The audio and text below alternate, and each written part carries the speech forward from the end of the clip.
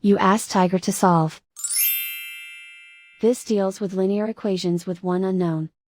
The final result is m=7. Let's solve it step by step.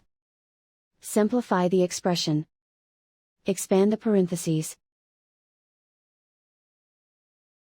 Simplify the arithmetic.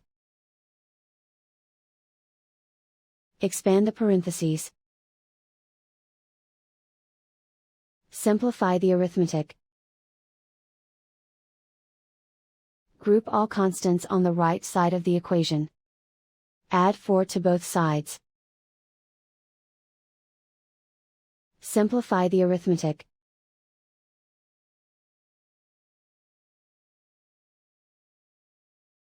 Isolate the m.